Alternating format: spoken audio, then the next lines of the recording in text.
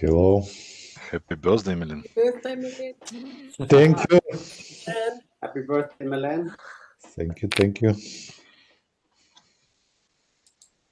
Welcome, everyone. A happy New Year to you all. This is our first webinar for 2020. I turned off the title slide for the moment. Today, we are going to go through, as you can see from the title slide that was up a second ago, Healing for Men. Now, marching to the beat of our own drum. This is the third in a webinar series that we started. The first one was we were starting to relate healing to going beyond strictly physical. And that first webinar was titled Healing, Supporting Hormonal Balance with Chronotherapy.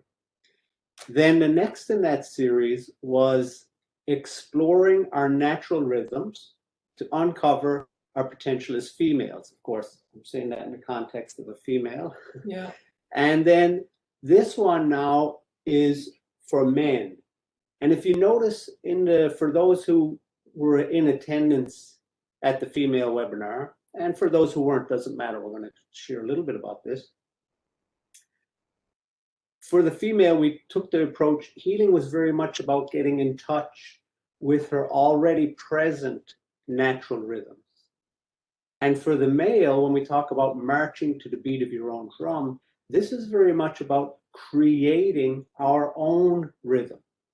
And this leads to healing beyond the physical for men. So when we look at this, like I said, that first one was about going beyond strictly physical healing to start getting into the deeper aspects of healing, then from the female perspective and now from the male. And when you look at the question, who's this for? Well, obviously, the webinar is for men, but not just someone who has a physical disease, because remember, there is no ceiling on health. So just because someone doesn't display physical symptoms of a disease or an illness doesn't mean this is not for them. So if you want to explore how far does health go, we offer this webinar series in a way to start that exploration or continue it. You may already be on it. And of course, it's not just for men. yeah, it's very beneficial for women as well, just as the female webinar would have benefited the gentleman that joined us there and anybody who watches it in future. So for myself personally, in working with Garrett and learning more about what goes on for him overall and in our relationship, I mean, it's been hugely beneficial, you know, not taking him for granted, for example, just simply understanding more about where he's coming from, what his state of being is, how he communicates, you know, what his overall approach is for his life. Yeah, it just makes things more harmonious in a relationship. And this doesn't have to be just a marriage either. This could be any men in our lives, whether they're friends, a husband, a son, a colleague, a father. So it's not just about marriage either. And just, yeah, I mean, it's less frustration overall because I'm not expecting, not that there's not any frustration, but it's a journey. But just, yeah, less frustration because less expectations are coming in, expecting a man to be like me, to be like a woman and operate like me. So, yeah. Mm. And as far as who we are, my name is Garrett Murrin, and I'm Avril Murrin. And we're both representatives of Radiant Life Technologies. And so this presentation is presented by us, but it's a collaboration between all of us within Radiant Life Technologies. And today we're going to make a number of what we'll call bland statements. In other words, we're going to say something without trying to cite references or go into detail of what that statement means. And we're not asking for your blind trust in this. We're asking you to suspend your judgment. By all means, write down your questions that come up for you. And when we get to the end of the presentation, we'll go through those, okay? But we're not going to have time to go into explaining everything we're saying, so that hence what we would term bland statements. There will be some terms we use that we will define to make things more clear. And it's not on the title slide, you didn't see it, but of course, chromotherapy is an integral part of this approach, because regardless of what we're doing, we all need support. So marching to the beat of our own drum is not just about, me on an island alone by myself. There's much more to it, and we're going to go through that. And one other thing, if this makes you uncomfortable, because society is kind of moving in a certain direction about what can be said and can't be said, or should be said and Lots shouldn't of be said. political correctness. Yes, political going on. correctness. So just take note of it. That's great. And it likely may come up for some people. And we're inviting you to share about that at the end and ask questions, and we can clarify things, okay? So I'm going to share the screen again. 1 second.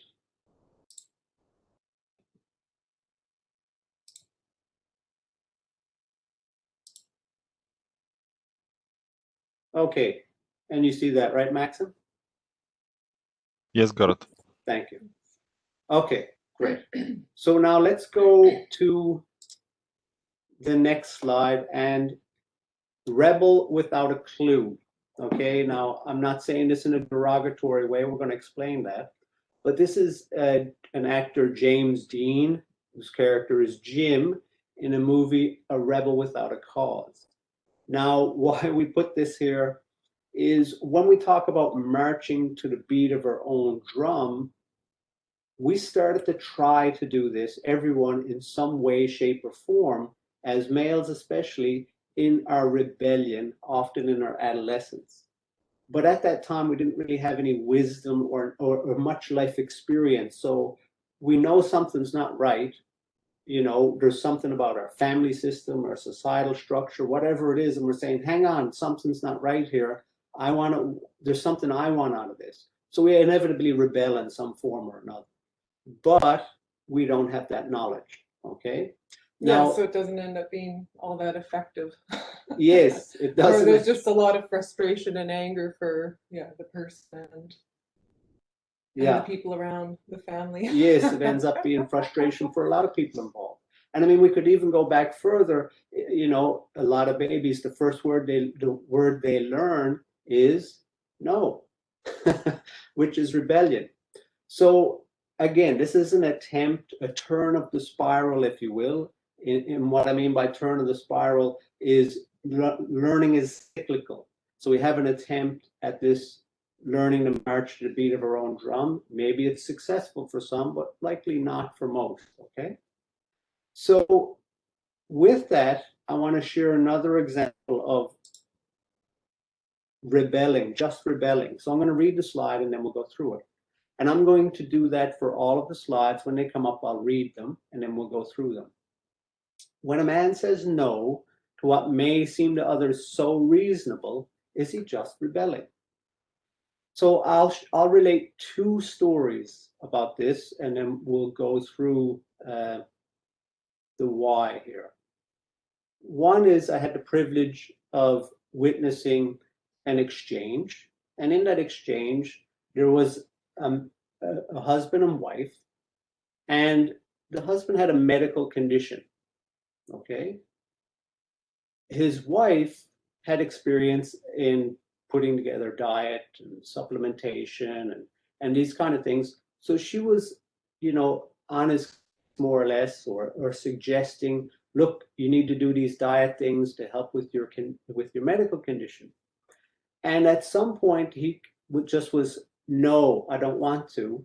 And of course, this led to strife in the relationship. But what came out later, and this was really lovely for both of them, was his no was related to, at some deeper level, he knew that in order for his medical condition to heal, they needed to heal the relationship between them.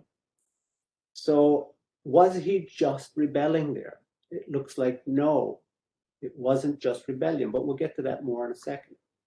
Now, the second example is my own, and I've had headaches since I was, let's say I started adolescence, okay? Onward throughout my life.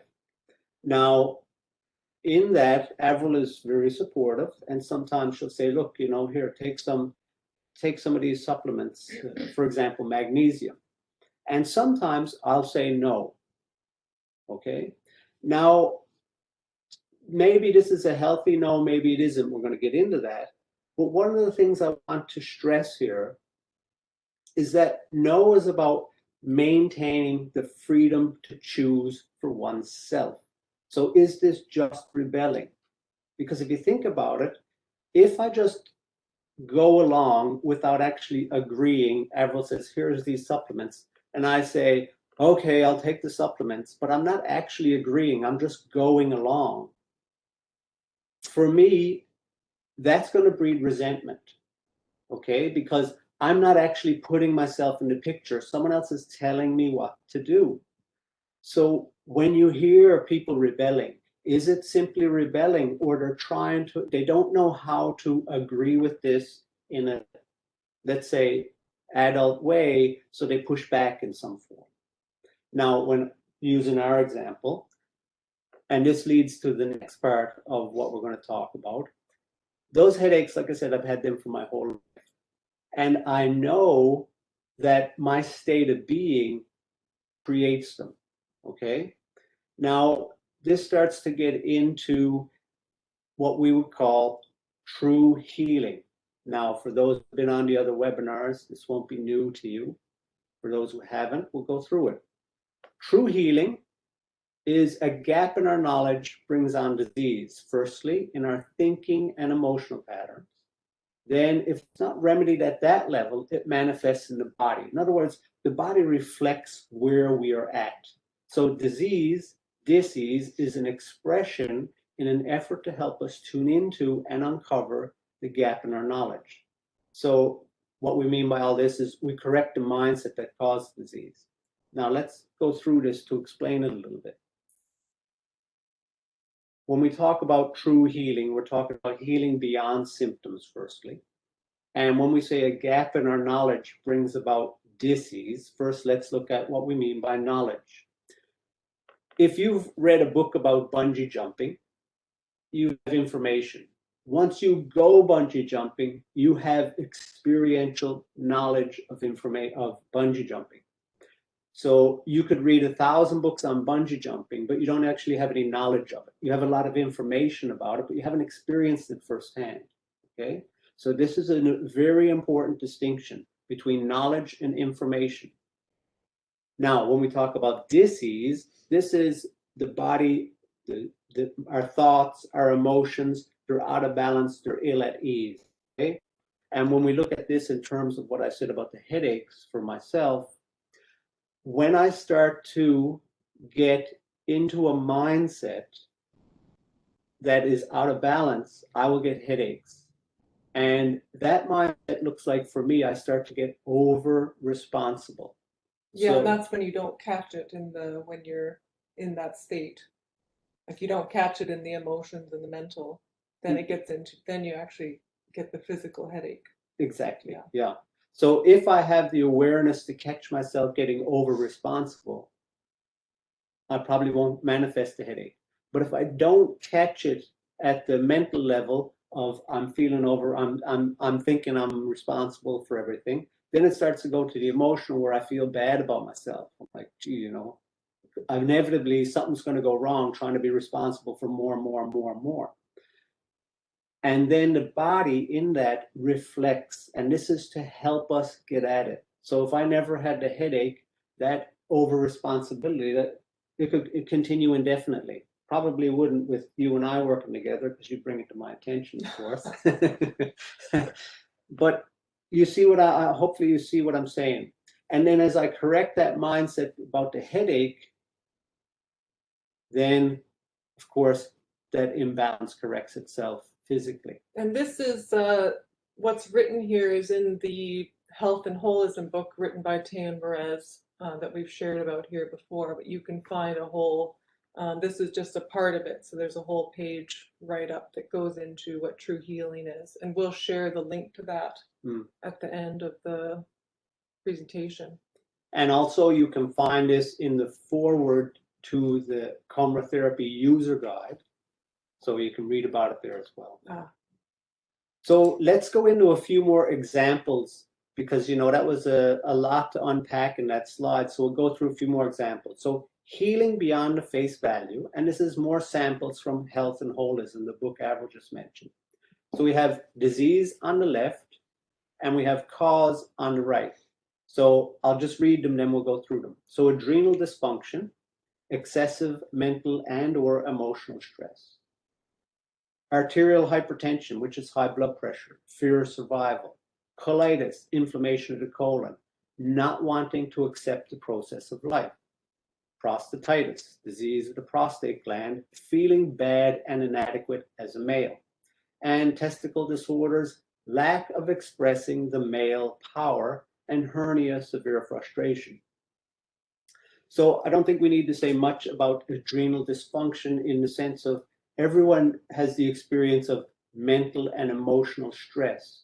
So if it continues long enough and far enough, something's going to stop working properly with the adrenal system. Now, fear of survival, this is all of this is very subjective, meaning personal to the individual. So what fear of survival looks like for me may have zero to do for you. Maybe fear of survival for me is with respect to making sure the mortgage is paid and these kind of things, whereas fear of survival for you is about, oh my God, I'm on the verge of manifesting my dream and I don't want to lose this. So there's subjectivity there. We're just pointing in an area to explore. Each person is unique, okay? And then when we talk about feeling bad and inadequate as a male, well, I mean, this can take on a lot of things, but remember I just used the example of going along to get along in the one where he said, is this just rebelling? So if I just go along to get along, this can be, for me, a lack of feeling inadequate as a male, as well as I don't have the oomph to express myself as a male, this express the male power. And if you look at this, express the male power, this is really about marching to the beat of our own drum. Okay, and we're going to get into that a lot more. And, frustration, this is fairly straightforward for everybody. Now, and just to mention the face value as well. When we say face value, that's often how disease is approached, is just at the face value. I have this, so I'm going to go get some medication and put a Band-Aid on. So that's what we mean by face value. So with these causes, we're looking beyond the face value. We're not just saying, go get some medication, because that deeper cause is not going to go away from taking medication. I mean, sometimes we need the support in the meantime, like chemotherapy, lots of other therapies, but yeah. Yeah, because I will use chemotherapy with my headaches and it takes the headache away, but I still want to deal with the mindset and the emotional pattern that brought it up in the first place. Or you take high blood pressure, if you go get pills for high blood pressure, it does nothing to deal with the mindset and the emotional patterns in place. Okay, so let's go to the next slide. And this one, we're looking at social conditioning. Now, society and our conditioning work against men marching to the beat of their own drum. Conforming to societal norms, and that often means mediocrity. And this is where diseased mindsets develop, okay? So all those things we just looked at, this is where it's coming from, is the social conditioning. And this is very much about going along to get along and conforming to societal norms. And if you look at this picture, and I'll just look here, the man is here, and this is his outer life of being, in a faceless crowd, we'll say, and just going along to get along. But his inner life, this tiger. So if you just juxtapose the feeling of being in the wild and seeing a tiger in the grass, and that feels way different than being in the hustle and bustle of a 9-to-5 grind and so on and so forth. So this social conditioning, it can be very debilitating. Yeah, because the cat is representative of, cats are very powerful. Like, so actually getting in touch with that, the social conditioning keeps us from getting in touch with that inner power. Yes. I'm trying to learn how to Oh, you're trying to get rid of the pen point mark? to pen You mark. might not be able to. Okay, well, we'll see what happens when we click. Okay, it went away. So often when we look at, we talked about the rebel and then social conditioning. At some point we submit. Rare individuals, there's always an exception to the rule, who will not submit to that go along to get along and that. But inevitably what most people will try and do in order to rise above social conditioning is achievements in their outer life. And this is great. I mean, we're not knocking this in any way.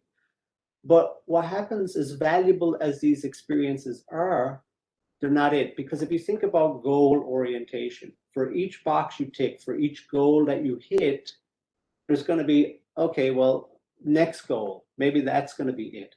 Maybe that's going to be it. And so this starts to lead to a buildup of this question, what is my life all about? Now, for some men, that's going to be, a midlife crisis. For some, it'll come earlier. This question starts to build because if you look at all these balls inside the question mark, these are experiences gathered, we'll say. And as those experiences build, it's like, well, I did all these things and it's not it. So what is this? And at some point, this is inevitably going to bring about a crisis. Okay. And like I said, this will come at different times for different men. Yeah, because usually you're expecting those achievements and everything to bring out, to feel good about yourself. But then a lot of people don't actually end up finding, they think, oh, I'll be happy when I do this, or I'll be happy when I do that. But then each step, it's like, oh, I still don't feel very fulfilled. Yeah. Yeah. Or maybe completely unhappy. Yeah, or maybe it works to a degree, but it doesn't quite work, or it worked for a while, but it's not working anymore. And that's why, it ends up in a crisis. And when I talk about this crisis, I'll use my own example. Okay, so, and this is very much obviously my own process. I'm sure a lot of men out there can relate to it, and not just men, I'm sure ladies in certain respect too. But this crisis, so I had gone through my life ticking those boxes, like we saw in the achievement slide, to the best of my ability. And I ticked and ticked and ticked. And this was building this question within me. And then one day I'm in my living room, and all of a sudden it was just like I ran full force into a brick wall, and boom. And it struck me, it's like, oh my God, I've been ticking all these boxes with this idea that if I do these things, A, I'm a good person, and B, that means life should work out for me. But my life wasn't working out for me. Not that it wasn't functioning on the outside, but what wasn't working for me is I could see, like I had this inner vision, if I continue in this way, I will get to the end of my life knowing that I didn't do what I'm supposed to do with my life. And that was like I had this feeling of dying as this like twisted caricature of an empty husk of a man, so to speak. Like it was really devastating to see that. What came as almost in conjunction with that, but just a few, like just after, in the same experience, was I could see at the same time that I'm actually here to do something. There's something I need to express. But the trouble was that the challenge, the crisis was, I had absolutely no guarantee that I was going to succeed or fail in that. So I had this dilemma. If I go down this sure road, I know where it ends, but it's not ending pleasantly. If I go this way, I have zero guarantee on my life that it could be a complete disaster. I don't know. But at the end of the day, I had to take it regardless of outcome. So that's what I mean by a crisis. We have to make a choice. Okay. And the knock. And yeah, the knocker. Yeah. Life comes knocking at our door. To get our attention. Yeah, in one form or another. Okay. So, so how do we heal? No one can answer the specific how for anyone else, as our healing journeys are all unique.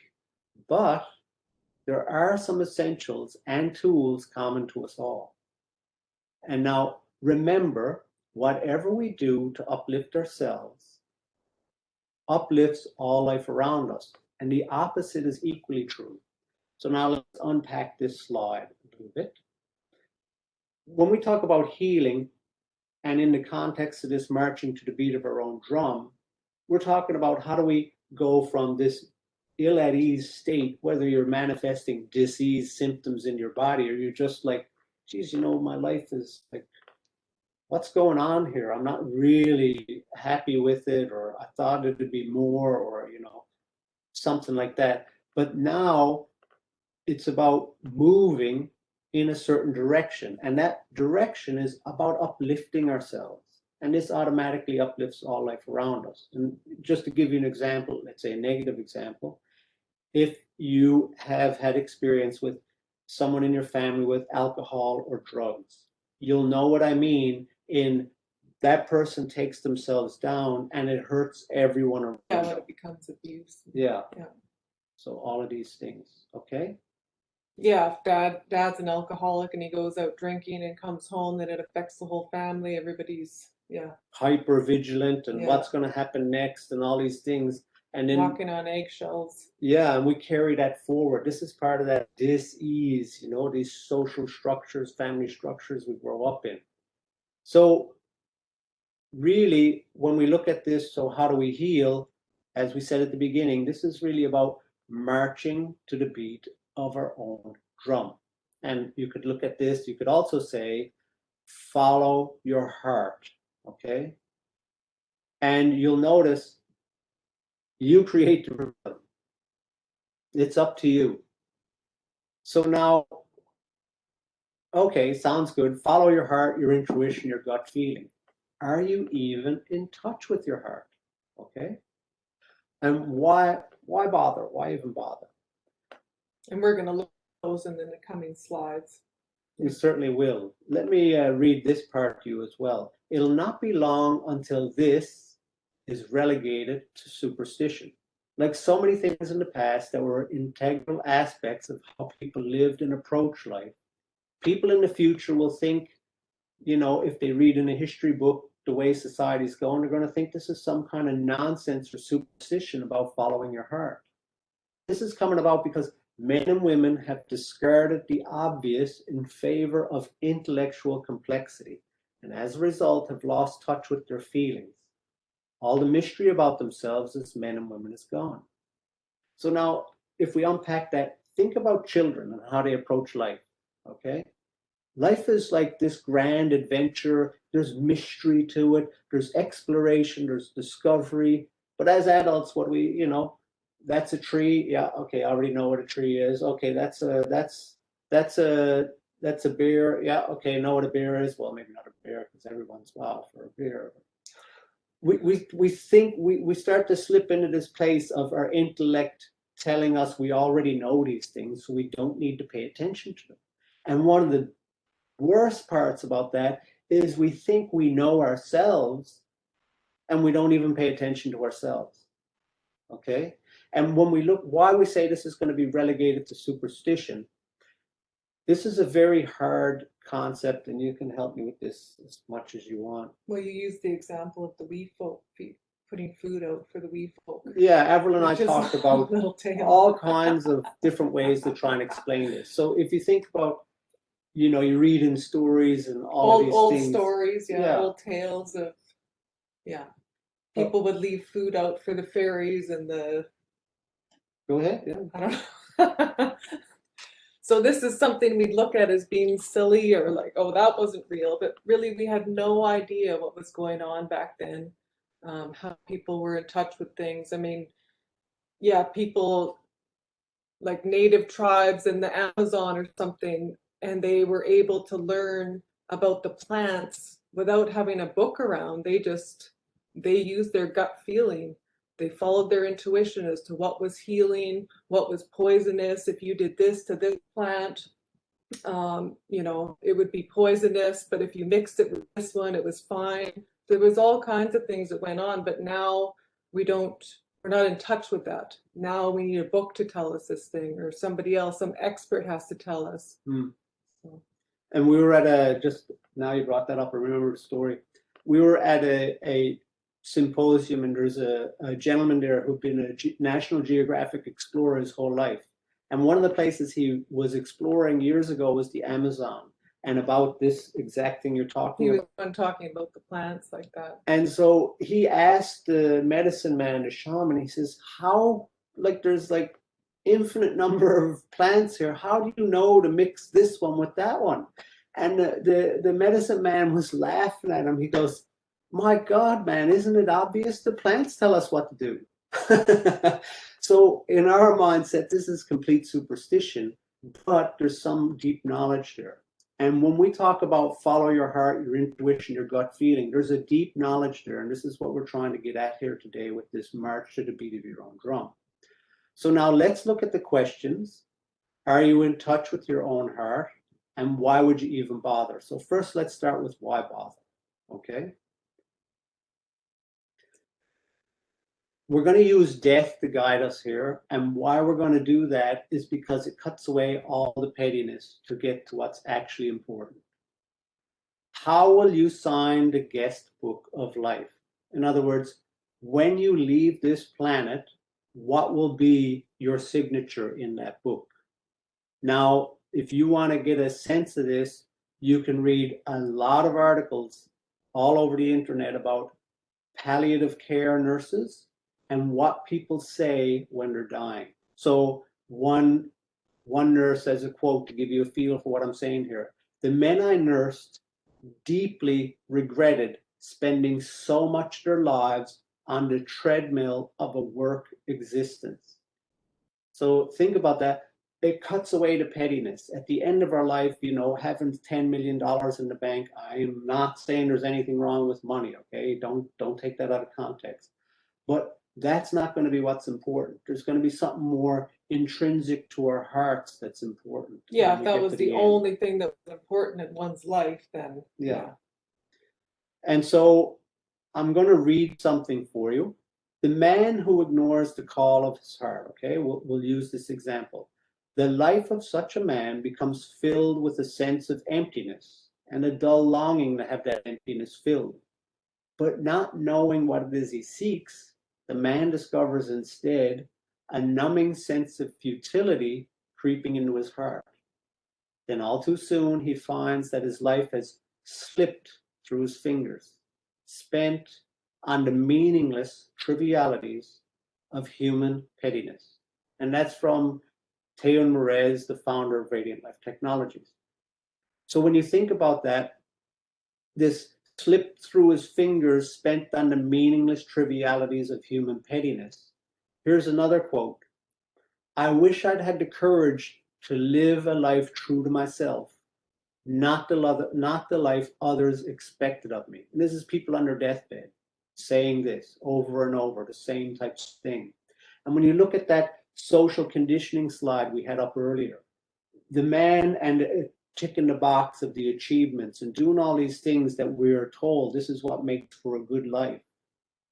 This is what this is all about. That all of a sudden this numbing sense of futility starts to creep in.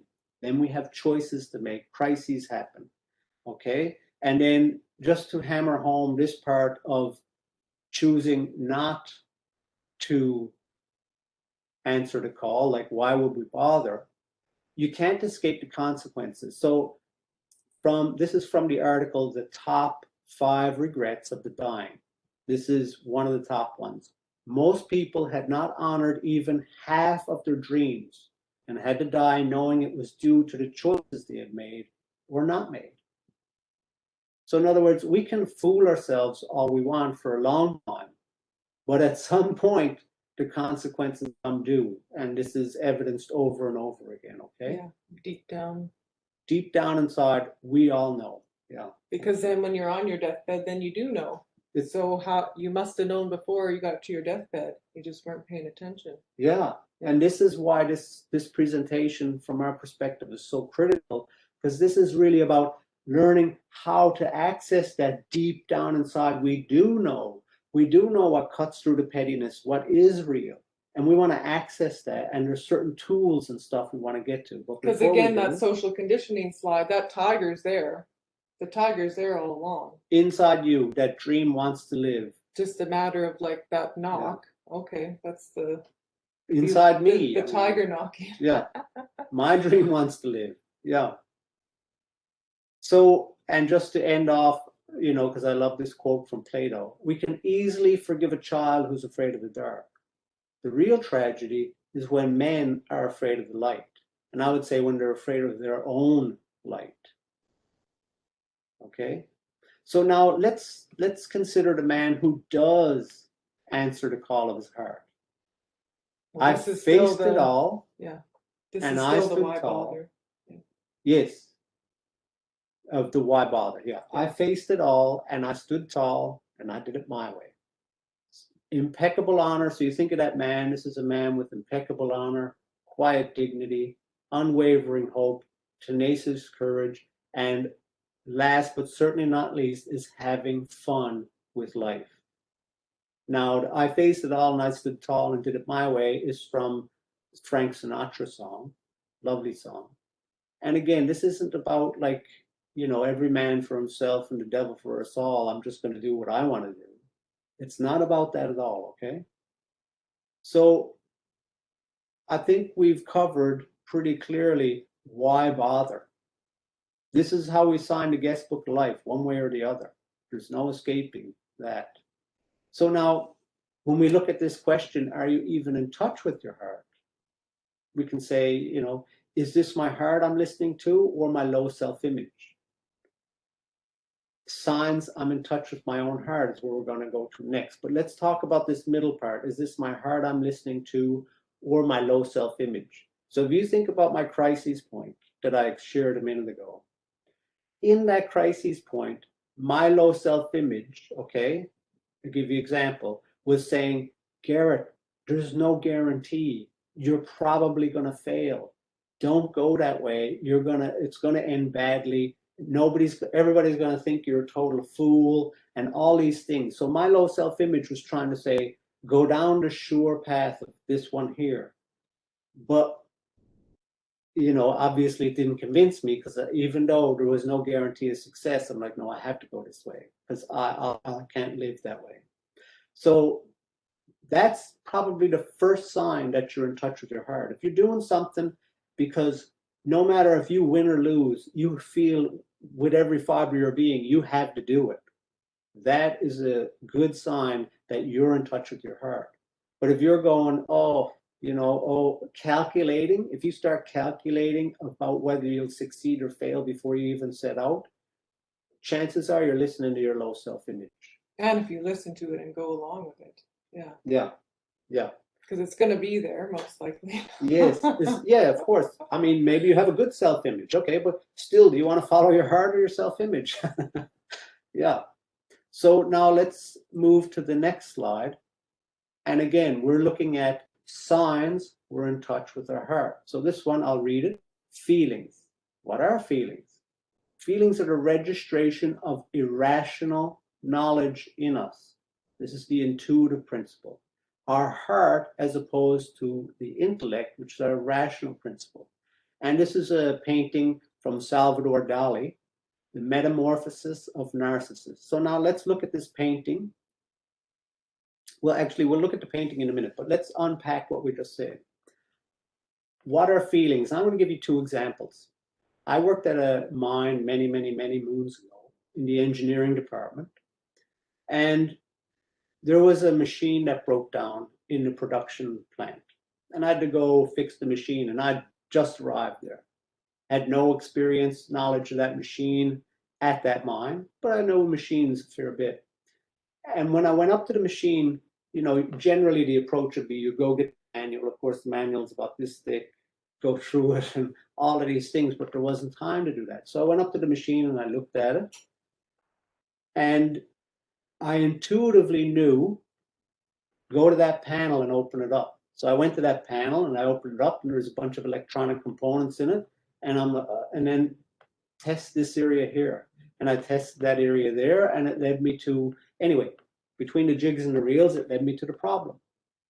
So that's one type of feeling. This is, you can sense what you need to do or even how to do it, but there's no logical way you could describe how you knew that. It's irrational, okay? That's one type of feeling. The next is, and I'm going to use an example. When I was preparing this webinar, I said, okay, Avril, will you come in and have a look? You know, because we were doing it in iterations, and this one iteration, I said, Avril, will you have a look? And Avril came in and he said, well, I don't get it. What's it about? And so I put all this energy into it, and Avril comes in and says, well, what's the point?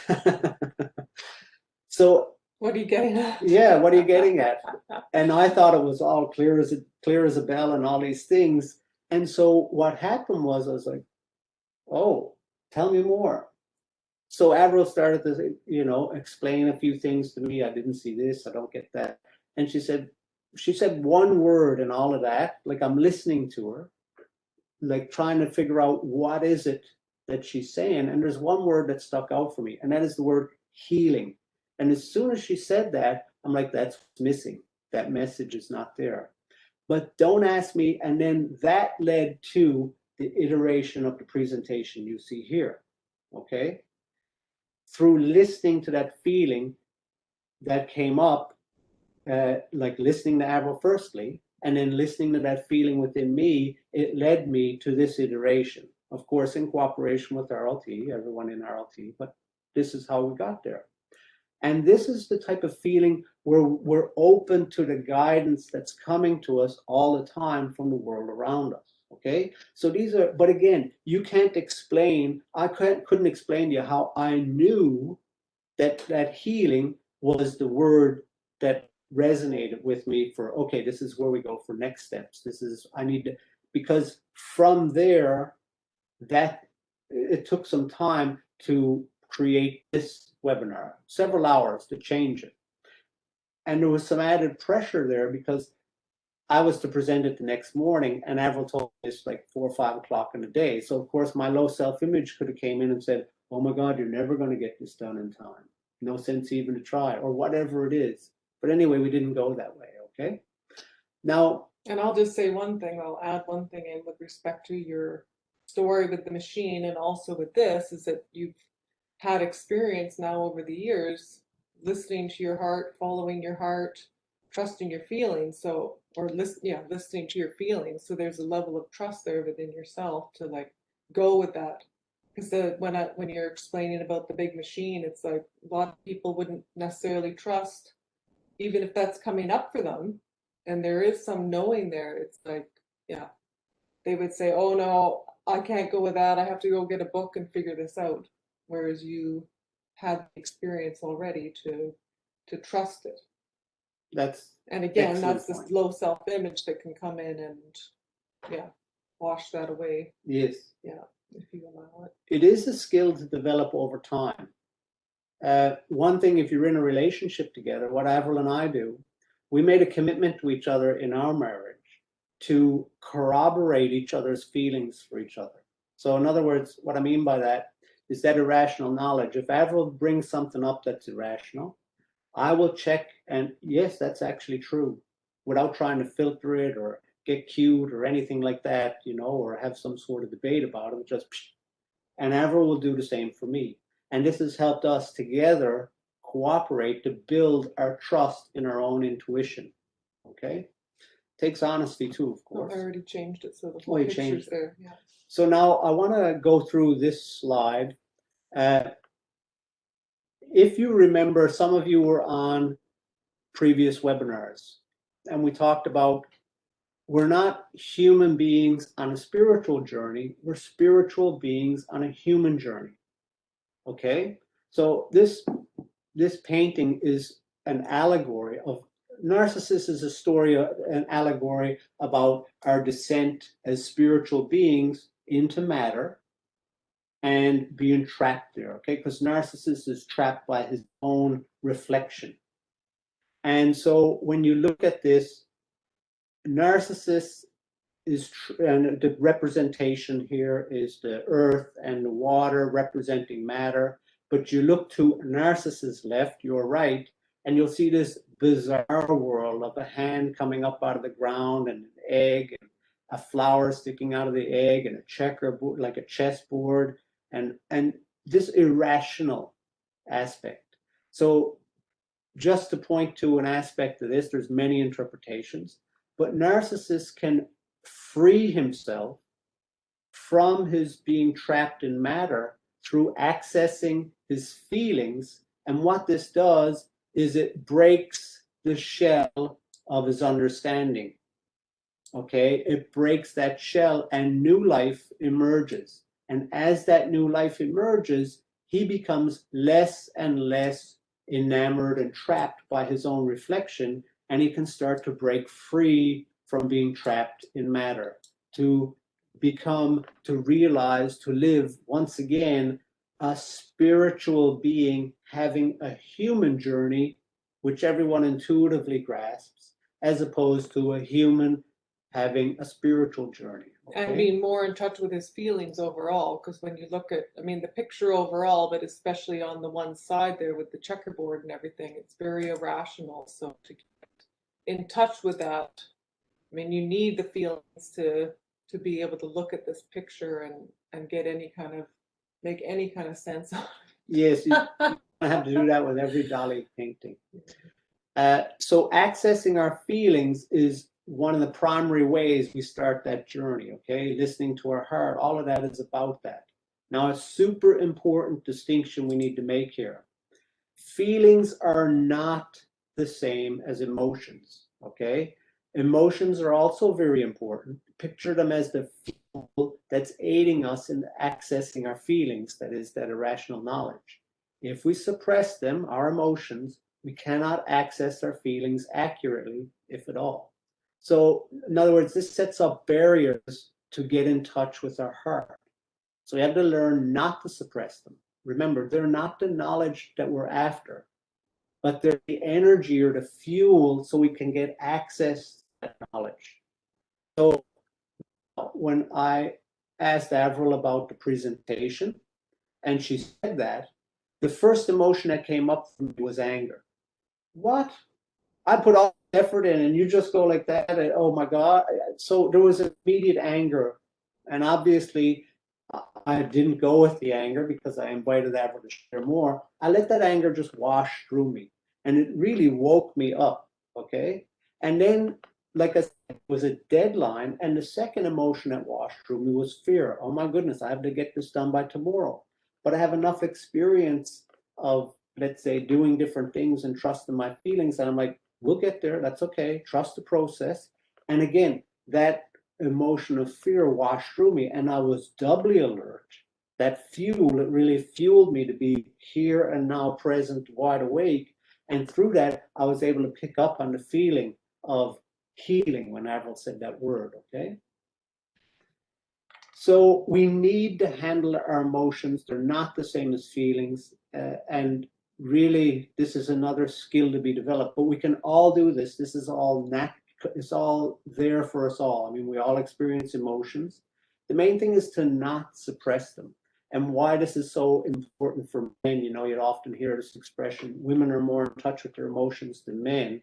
So men, you know, a lot of the conditioning is this is really goofy stuff, you know, your emotions. So we might feel safe to express anger, but maybe not sadness or fear. And of course, we all want to experience joy, and that's another emotion. But anyway, enough said about the emotions. We just want to make sure you're clear. There's a very important distinction. They are not irrational knowledge. They're the fuel to access irrational knowledge. And of course, not only. So another signpost that we're in touch with, working with our hearts, listening to our hearts, marching to the beat of our own drum, is about responsibility. Now, here we say responsibility is responsibility, the ability to respond, and here's a key word, intelligently to life. So this needs to be really an integral part of our approach. because if you think about the social conditioning and the idea of responsibility, what it comes down to is this burden, this weight. Remember, I talked about my headache. So that would be the conventional way of looking at responsibility. But we need to change our view about that, because when you picture that rebel, the James Dean rebel without a clue, okay, he wanted his freedom, but he didn't understand anything about the flip side of that coin, and that is responsibility.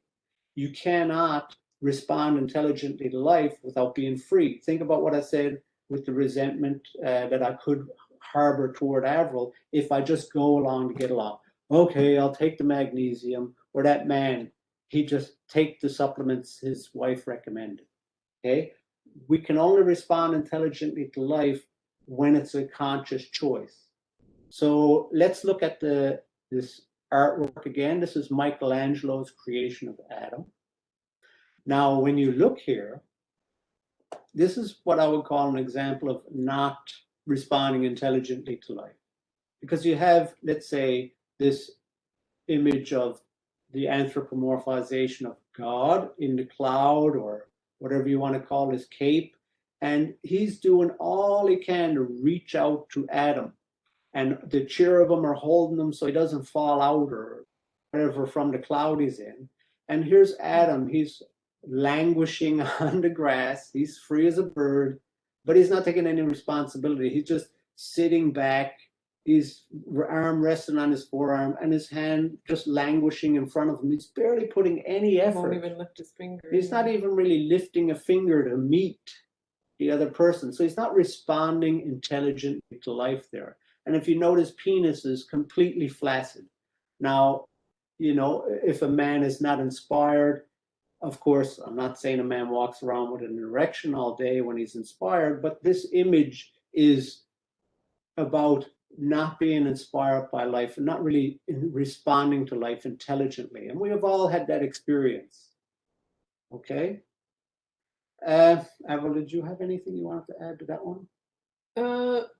No, just you did talk about the irresponsibility versus with your headaches and stuff. I don't know if you wanted to talk about whether like dominating or being irresponsible. That's a really shared good that point. with me yesterday. Yeah, thank you. Because one of the things, Avril and I, you know, we discuss this stuff all the time. One of the things we looked at was with the headaches. So there's one about being over-responsible in the conventional sense, but then there's the opposite of being irresponsible in the conventional sense. And this is something between those that's much more, well, intelligent. Yeah, that was, yeah, thanks.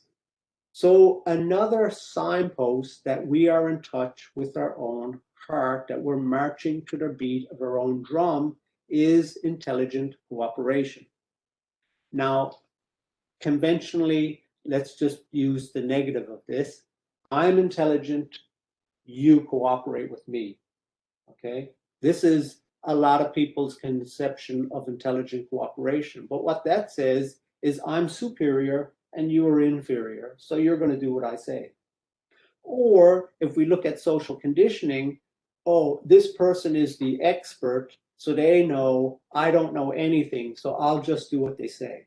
Okay, so these are examples of a distorted cooperation, not an intelligent one, because an intelligent cooperation, to use again the example where Avril came in and gave me the feedback about the presentation, that was, oh, let's have an engagement. So in terms of tell me more, like share And more. it's about both people want each other to win. Like it's about a win-win. So me coming in and sharing just openly what came up for me with Garrett, I wasn't trying to knock him down or anything like that or make him fail, just sharing my feeling, but I definitely wanted him to win. And then he's not wanting to come back at me in anger. He's cooperated with me because us working together is helping us both move forward with the presentation. Yeah. And, you know, we've been together long enough. I know Avril didn't get out of bed wringing her hands to get me, you know. So if that comes in, that low self-image, I can check that at the door, so to speak. Yeah. So next signpost that we are marching to the beat of our own drum listening to our hearts, is inclusiveness. So this would be, let's just say a man comes home from work, and there's a man who comes home. He doesn't really talk to his kids. He just buries his face in the paper. Well, I guess nowadays computer. the computer or the phone. So he's busy engaged with his phone and computer all night till he goes to bed, and he doesn't really include his family compared to the man, and I'm just using this example, who comes home and he's, you know, sharing about his day with his wife and children, or listening to them about what happened. Yeah, asking them how their day was. And Yes. And then interacting. colleagues and employees. So it's kind of like expanding ourselves out so our world gets bigger and bigger. And another key to this is listening. Okay, this we could go into a whole huge thing about listening, but really about not waiting for my turn to say something, but genuinely listening to try and get the other person what they're saying. Okay, and this next signpost we wanted to put up here, very important, because creativity is any act that is initiated by a feeling is a true creation. And then creativity comes upon one in a flash of brilliant insight. One finds oneself acting without premeditation. Again, those are quotes from Teo Morez, the founder of Radiant Life Technologies. So why this slide is so important is this is not complicated stuff, okay? In terms of, you don't have to be an artist or a painter or a sculptor or someone on the fringe of society to be creative. We, in our daily lives, in everything we do day to day, in our work environment, wherever we are, we have the potential, the opportunity to be creative simply by following our feelings and acting upon them. And we're creating in that moment. It's that simple. And it doesn't even mean it's going to work out right away. When you think of the Wright brothers, you know, they got a feeling about this airplane being able to fly. Yeah. And they didn't give up after their first failure. They just kept going. They kept going with that feeling. Yeah, exactly. You know, again, because I'll take this action based on my feeling because it's going to give me I'm going to win. You know, I'm going to, rather than lose. It's because, this feels the right thing to do. It may appear at first that it's not, due to, you know, we might not get the response we want, you know, but that's irrelevant because it's about following our feelings and trusting that process, okay? So if you think this is for wimps, think again. Following your heart, listening to your feelings, being aware and using your emotions with skill, being responsible, inclusiveness, creativity, you know, often in the social conditioning for men consider wimpy things, but I'm going to tell you, don't talk about as a man. Yeah, you know, how many men shirk their emotions or won't access their feelings, but they do, they just don't realize they do. Okay, we're all doing this, but again, we smother that knowledge with this intellectual complexity. And why this is not for wimps is because you absolutely need to grow a spine to do this. It is just not possible to do this. A man must be himself. But what does that mean? Each man's got to discover that for himself and by himself. If you look at social conditioning, how men think they're supposed to be, that's not it, okay? All tools, when you put them in place, these are going to reveal to you what it means to you to be you. And as you do, when you build experience every time, you're growing a spine. And that spine is so necessary because what this all boils down to, if you step out of the confines of social conditioning, you're living your life without a safety net. And you're not going to be on there without a safety net if you don't have a spine, because it takes guts to do that. To follow your heart takes guts, because everybody can go along to get along. To a point, at a certain point, it'll stop working, or their life will lose all vitality. It's your life, it's your creation. Do you want to uncover your potential or not? I mean, it's up to you. We look at this beautiful sculpture, Michelangelo. This is Atlas Slave. So if you picture this, every act that you take in marching to the beat of your own drum, from that first no of the rebel as an adolescent, rebel without a clue, these are all blows to the marble to start to reveal who you truly are, a man to get to know himself. Not assumed understanding, but experiential knowledge of starting to uncover that mystery, okay?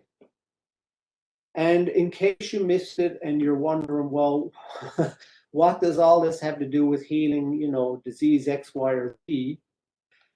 Marching to the beat of your own drum, listening to your own heart, following your own feelings, this is the pathway to uncovering the knowledge of the mindsets that lead to the disease in the first place. So if you take my headaches, for example, I only can realize that I'm irresponsible, or in my case, over-responsible, because I have some experience of what it means to be respond to life intelligently. Otherwise, my over-responsibility just looks like responsibility to me. So juxtapose it to something more healthy, start to see it. And that's there for everyone, okay? That's not unique to me. And this is how we start to uncover the mindsets and the emotional patterns, because remember, now we suppress the emotions, they're going to start to create the pressure cooker. And at some point, the body's got to display the symptoms. And all of this really is about stepping through the door into your own life, not the life. Remember that quote, I wish I had lived the life I was here to live rather than living the life I thought people told me I was supposed to live. So it's really about stepping through that door, okay? And again, this is not about every man for himself and the devil for us all, and I'm just going to do what's for me and to hell with the rest of you. This is having support along the journey, and karma therapy is a huge support along the journey because you're introducing coherence into your physiology, both in terms of function, energy, and structure in terms of your physiology. And not just that, but also you're introducing coherence into your life in terms of the 5 principles. Now, I'm not going to go through those today except to list them off the slide: regeneration, evolution, interconnection, self-sufficiency, and intent. Why I'm not going to list them is because you can go to Arjan's webinar that he did, when was that, last spring? Year, Yeah, last it's year almost a year. Wow, that goes spring or fast. summer, yeah. And the title of that webinar is The Secret Behind Karma Therapy, the Intuitive Understanding of Life. Now notice how that links back to this topic today, intuitive understanding. In other words, standing under in support of life from our intuition, okay? And that, of course, is what we're talking about today, except he's coming at it through how karma therapy embodies that. Today, we're talking about how we embody that in our own lives. So, again, it's your life, your creation. What do you want to do with it? Thank you, everyone. And just to cover off what we said, if you look here, I'll just leave this up for a second so you can look at the recording. You have the links to Where to Find Health and Holism and Arjan's book on karma therapy, Healing with Coherence. Okay. All right. I'm going to stop sharing the screen here now.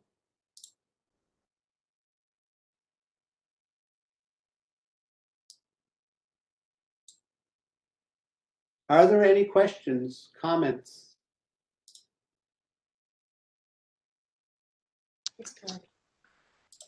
Garrett, just wanted to comment.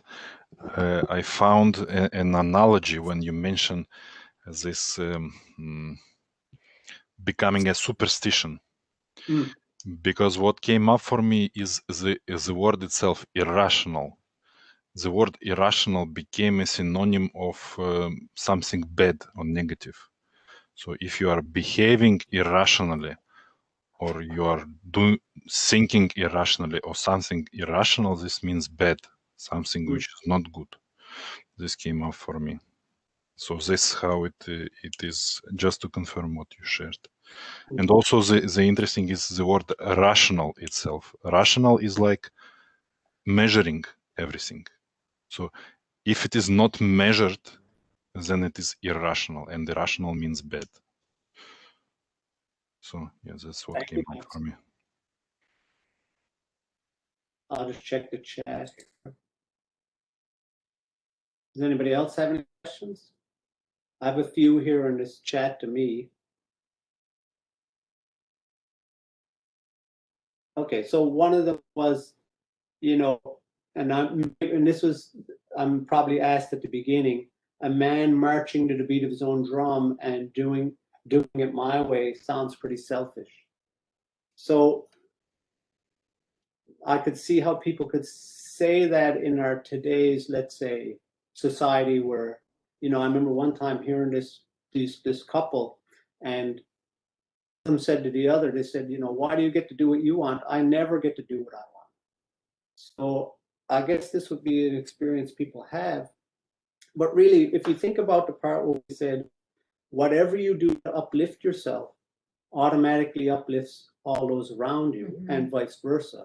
This is what we mean. And So- if people want to, and that's also about not being over responsible. Yeah. Because you can't drag people along with you, so they also need to want to uplift themselves to part of what you're doing, or to be there with you. So it gets tricky because it can certainly appear, let's say, for example, Avril is moving ahead in a certain direction, but I'm resisting moving in that direction. And I've had the experience of perceiving that, you know, I'm not in the equation anymore. And but from the other person's perspective, because we've discussed this, we're the other person out, but we can only, as the saying goes, you can only lead a horse to water, you can't make them drink. And I'm not in charge of the outcomes. This is a very critical one. So I don't know if we've answered that question to satisfaction. I think so. Yeah, but that if that comes up more for anybody, please do share. Let's see.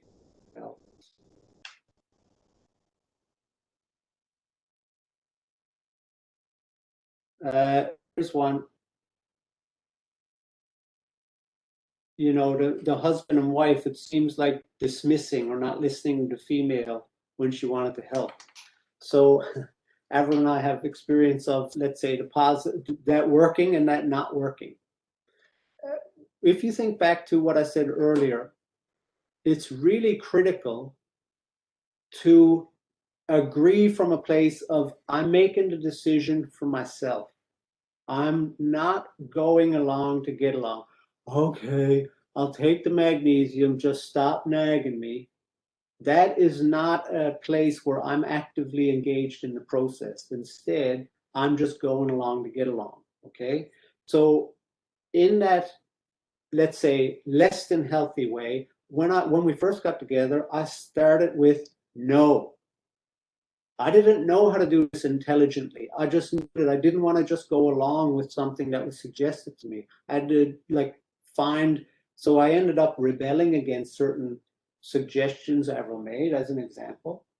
But it took me a while to understand why I was rebelling. Just like in that story we shared, it took the man a while to get to the place of, aha, I'm rebelling, I'm resisting, or whatever you want to call it, because I can see XYZ.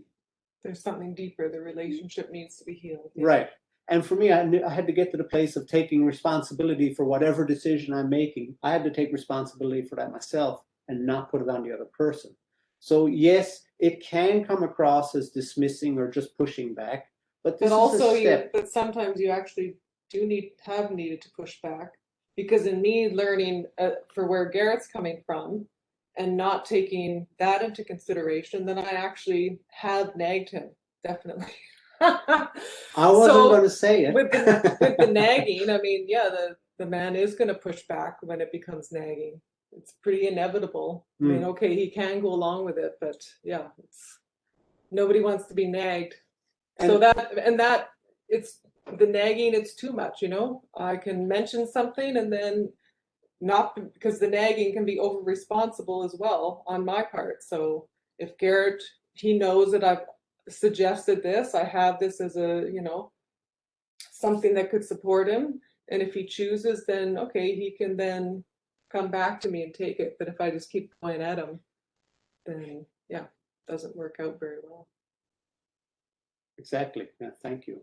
So it goes both ways, as with everything. Can you talk about the small boy mother dynamic inherent within relationships?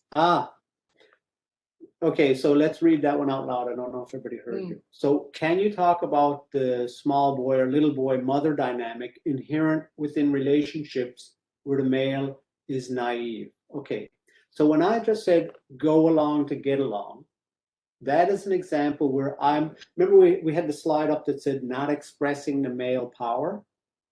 So when I'm in, I'll say little boy mode, I put Avril, she's now my mother. She's in mother role. I'm not in the male, I'm not like expressing the male power there because I'm just going along to get along. Okay, tell me what to do. Okay, take these magnesium. Yeah, okay. But I'm not part of the process. Okay, that's one example. We just went through it. Another way is. Well, also I'll add to that too, because it is, in our relationship, and also I've heard other people as well, sometimes with men, they have an issue going on and they don't want to go to the doctor, they don't want to do anything about it, but they'll moan about it. So then if a man starts moaning like continuously about it, then, then I'm going to want to jump in over and over and over again, and it is going to be nagging and frustration. But yeah, I'm going to want to jump in as mother and find a solution for, oh, poor Garrett's got a headache, I got to do something about it because he's not doing anything. So that's just. Yeah, she's talking about me. Exactly, because I'm not taking. Because if he's not including me and sharing, look, I'm working with this and I want to get to something deeper around this, because it's not just about this face value thing, then yeah, then I don't know. To me, it doesn't look like he's doing anything if he doesn't include me in that process. Whereas when he includes me and sees where I'm coming from, then yeah, then I can back off then and not be in mother mode, because then I don't think that I need to look after him.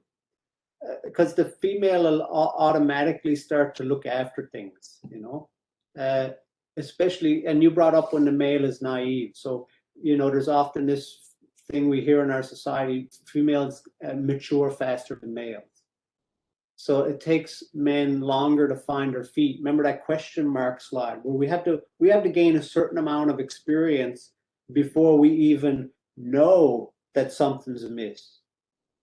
Whereas the female, you think about it, she's got these natural cycles that start when she's in puberty of menstruation. So there's a huge amount of wisdom and maturity that starts right away because they start transitioning into a woman. And there's a lot that happens in that process. Whereas for a man, that's a much longer drawn out process of maturing. So when the man is, let's say, naive in the sense of not having much life experience, it gets tricky because I'm just going back to when we first got together. You entered a relationship and you got these ideas of yourself as a male, and inevitably the female is going to start to poke holes in that story. It's just going to happen. So it's about taking the punches, standing up. And what I mean by that is my low self-image interprets that as threats and punches, but it's not really, it's huge support. Because how can I get better? If you go play pool in a pool hall with people who aren't as good a pool player as you, you'll never get better. But if you play pool against someone who's very good, they're going to help you up your game. And the female inevitably is doing that. She's helping the male up his game, but he's got to get over his image of being a male. From my experience, I've had to do that. Yeah. Is that anything to add to that, Adam, or no? You're good. Okay. Okay. Thank you for the question. That's just somebody saying goodbye. Okay. Yeah. There's a whole lot going on.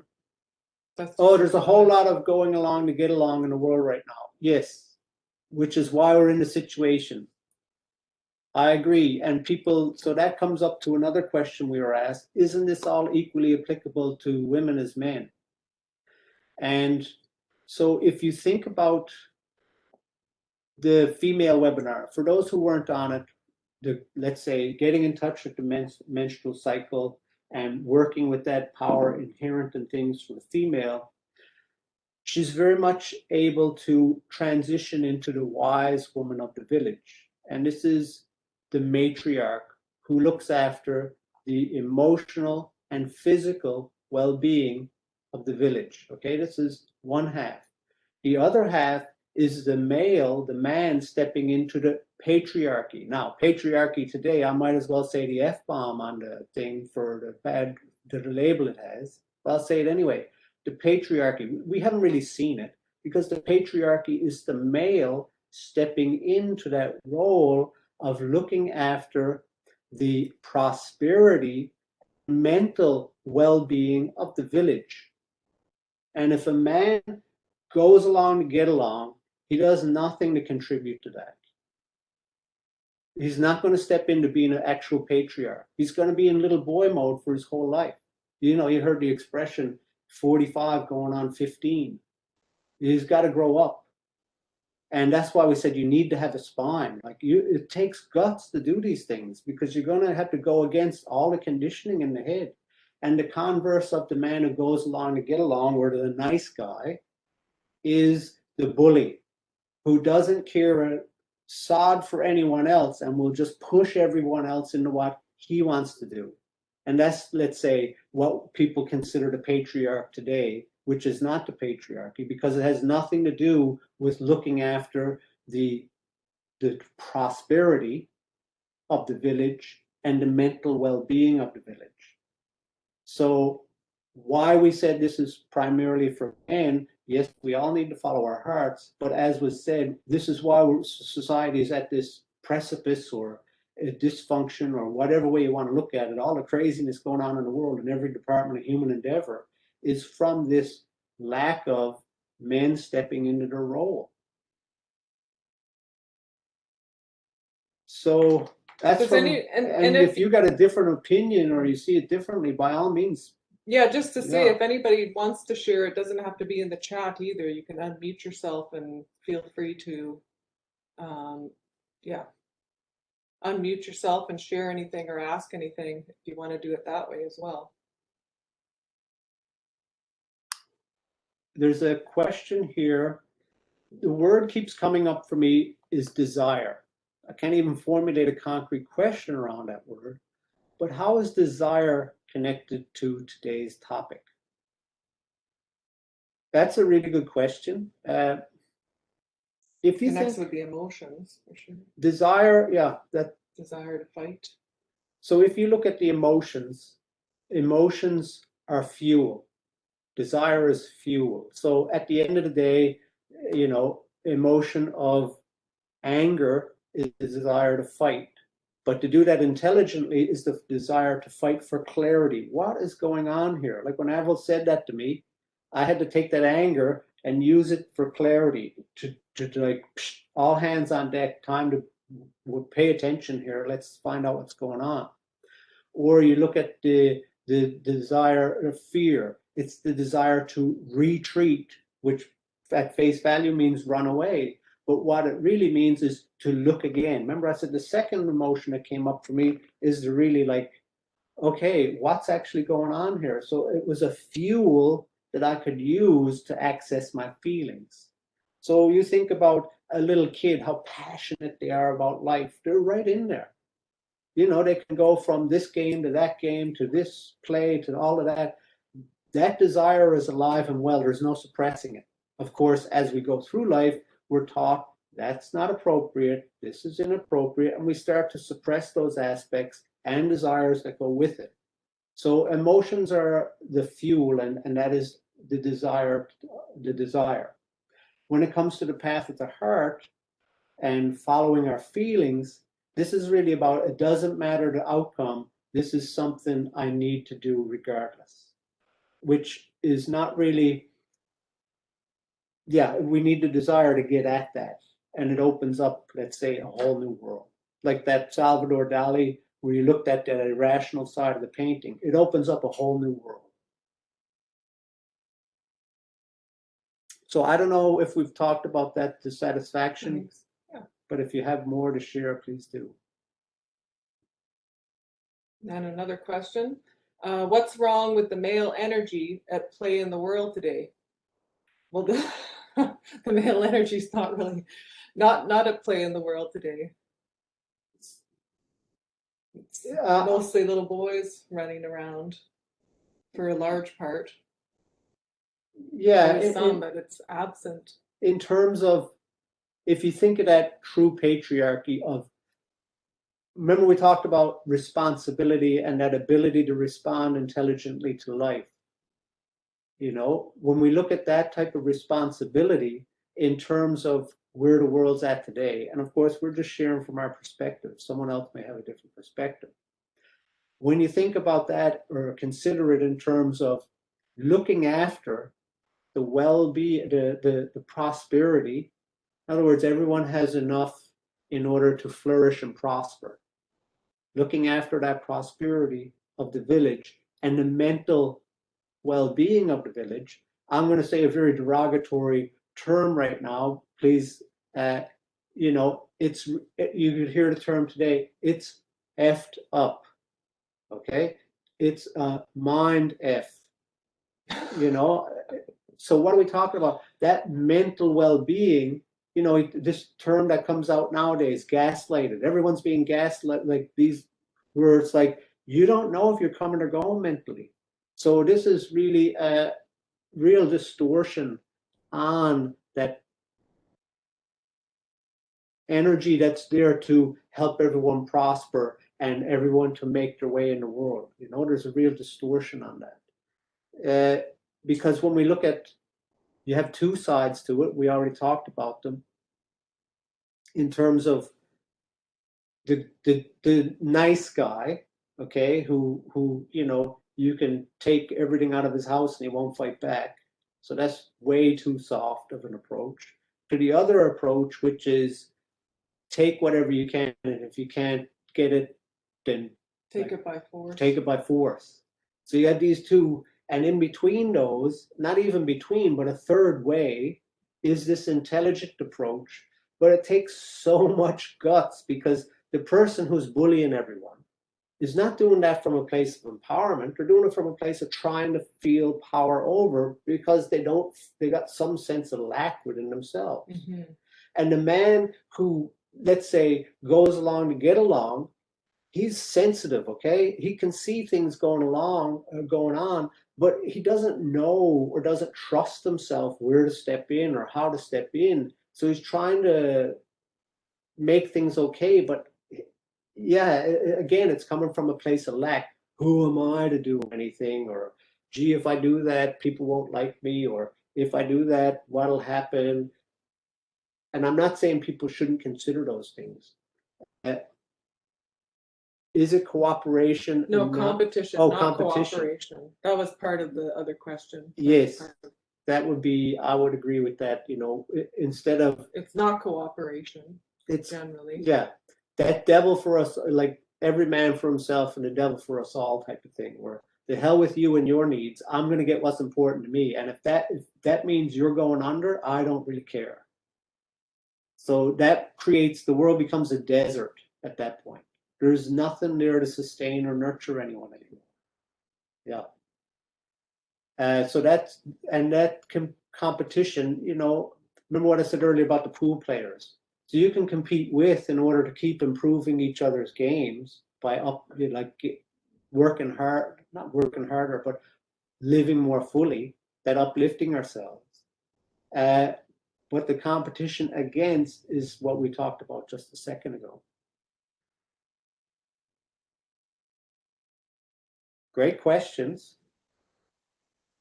There's one more here, and you know, we're getting close on time. Well, we actually didn't set the time, so whatever works for people, but I'm gonna finish the questions here. The collective good. Well, there's two, but this one here, Let's do the collective good. Okay, well, why don't you speak about it, because it's coming up for you. No, I'm just, So there is a question about the collective good. If each man marches to the beat of his own drum, how could this help humanity? Very good question, in the sense that if you think of, let's picture a junior choir, okay? At first, everyone is kind of off key and they're singing like off key and they're not all synced together. But the more they practice, the more they get in sync and coherent and produce beautiful music. So at first, you think about that rebel without a clue. Okay, he's trying to march to the beat of his own drum, and sure, he makes some noise, makes a mess, but we can't expect ourselves to do this perfectly. Like, this is a journey of learning and adjustment. So it's like we have to allow ourselves room to make mistakes in order to learn how to march to the beat of our own drum. And as I get more skillful in marching to the beat of my own drum, I can learn to, let's just say, improvise like jazz, where now I can synchronize and improvise what my beat is to cooperate with your beat. And then another person joins in and they learn how to improvise. And by that, I mean, you don't give up what's important to you. You don't give up your values, okay? So you hold on to that beat, your own heartbeat, we'll say. You don't give up your own heartbeat to be a part of. But you can learn how to adapt that with other people's heartbeat. Look at Avril and I, okay, we get these examples. It's really simple, it's not complicated in the sense that I'm not saying at first, okay, I said no, just because I didn't know how to do any better, but I had to say no for where I was at. well, with the headache? With the headache, Yeah. let's say. But over time, I learned the no was about, oh, I need to take responsibility for the decision. So I didn't give up my self-respect, but I started to learn to cooperate more intelligently with that. So, And just the uplifting, if we're uplifting ourselves, and we're going to uplift everyone around us. We're yeah, going to want, if I win, everybody wins. So that's how it's helping humanity. As each of us, whether it's men or women, as we each step onto our path of the heart, yeah, that's all. and just to relate it to one other way, remember we said we're spiritual beings on a human journey, not human beings on a spiritual journey. So as spiritual beings, let's just say we're all one. And as we get, but we're all unique aspects of that wholeness. All of us are our own unique expression of that wholeness. So as we get in touch with the wholeness within ourselves, and other people get in touch with it within themselves, there's an emergent property, okay? It's like coherence, what we talk about in chromotherapy, day in and day out. There is an emergent property that occurs that facilitates that healing, that facilitates that synchrony, that synchronicity of these unique aspects. So this is why it's so critical. And how could it help humanity? Well, this matriarchy of the women following that aspect for themselves and the men following that patriarchy, and those working in cooperation, is where the healing's at. It's not about women taking over the planet because men made a big mess of it, or it's not about men, the heck with women, we're going to take care of it forever. It's about the cooperation between the two. Yeah. Okay. If anybody has any more questions, we can go through them. Or comments, I mean, please, by all means, if you have something you want to share too. Yeah, something from your own experience that relates to this, feel free. But maybe not. Okay. Well, some of you I know, some of you I don't. It's very lovely to see you all. I can see some people on the screen. It really helps than just staring at the little dot, the little green dot by the camera. It's much better. Yeah, but some videos are on, Yeah. so we can see people. So thank you everybody for your participation, and I hope this is a benefit to you. If stuff comes up after and you think of it and you want to share it, by all means, send it in, and we will go through it and share it as appropriate. And there'll be a follow-up to this coming out in terms of we will put out the recording so you can watch it again or share it with friends. And in the meantime, yeah, follow your heart. Okay. Thank you, everyone. Thank you, everybody. Bye-bye Thank you, for everyone. now. Thank you, Bye-bye. Gareth. Thank you, everyone. Thank you. Thank you very much. Thank you. Thank you. That was wonderful. Thank you.